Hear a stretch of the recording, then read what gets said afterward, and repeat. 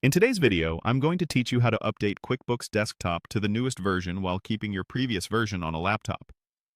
By the end, you'll have the latest features installed, and your older version will still be available if you need it for reference or compatibility.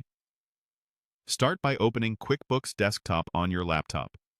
Make sure you're on the machine where QuickBooks is installed and that you have a reliable internet connection, since the update will download files from Intuit's servers.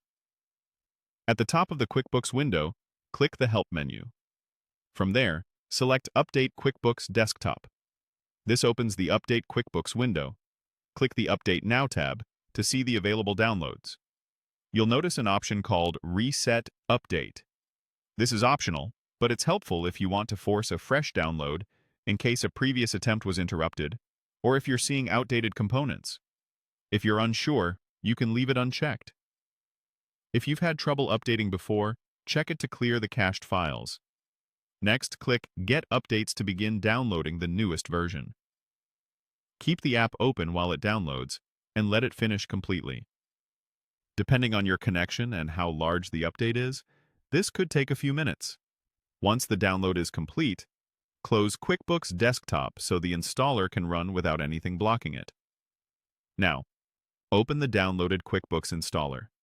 You can usually find it from your browser's recent downloads or in your Downloads folder.